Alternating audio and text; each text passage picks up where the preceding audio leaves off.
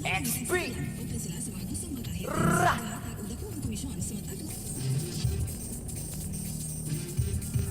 Pitpita na ba na bayag? Sige panagto, baka di kayo na-inform na ngayon ay halimaw na yung batang uhugi na dati nyong in-ignore. Bilang patunay na di kayo mag-iihanay sa dati nyong in-small. Ngayon sa lakas ko pag bumundol, yan ay hanggang dyan pag nagpalindol. Kamusta lahat ng mapagmaliit? Ngayon yung subukan manlait ulit. Ganyan lang talaga yung mga inggit, galit na galit sila sa malulupit. Kaya pasensya pag may nahagip, sarap ba sa piling ano masakit? Ganyan talaga paglabad sa loob mong humanga at pagtakot kong bumili. Puta diba napakasakdak? Ginigiit na wala akong talento pero isa ka sa napalakpak. Sige tigilan nakakaputak, sa pandinig mo ay isalpak. At na mahina laman ng awitin hanggang sa ang utak mo'y mabakbak. Ano masarap ba? Nakakatawa lang lahat mga talangka. Pare-pareho na kinahiligan pero ba't naghihilahan pababa? Dahil ba di matanggap na kinayo ko na lahat ng hindi nyo magawa? Parang hinamak nyo lang mga karagatan na ang gamit lang ay bangka. Hibang ka na yata. Ibang ka na yata. Ibang ka na yata. Ibang ka na yata. Lahat na may maling tono, makakababa na sa trono. Handa naman akong pakinggan kayo, wag nyo lang ako gawin bobo. Bueno, eto na ang malinaw na sagot ko sa napakalabong tanong ko. Bakit ako sumusulot o kapatunayan na hindi ako patapon? Alam nyo ba yun?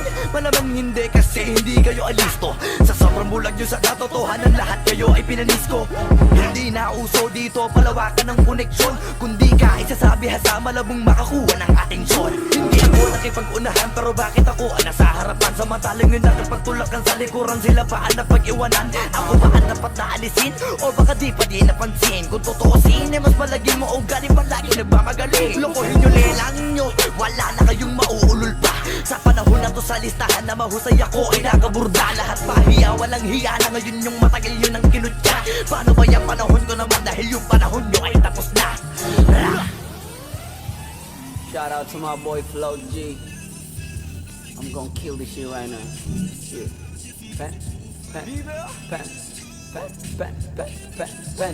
Ang mundong to'y lunod sa inggit, puro linta ko magsisipsip. Kapag may bago na ko, antimano tingin na agad nagsusumiksip.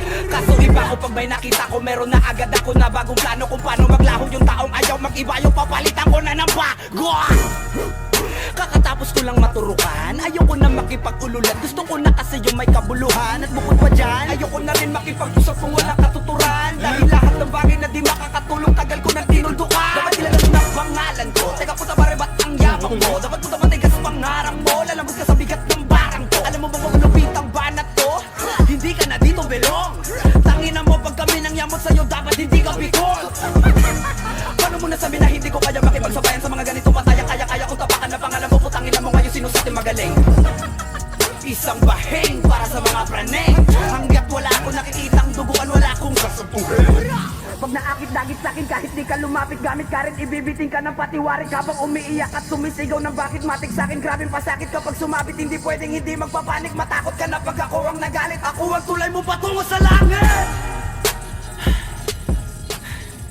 Baka di kayo na-inform na ngayon ay halimaw na yung batang uhugi na dati nyong in-ignore. Bilang patunay na di kayo mag-iihanay sa dati nyong in-small. Ngayon sa lakas ko pag bumundol, yan ay hanggang dyan pag nagpalindol. Kamusta lahat ng mapagmaliit?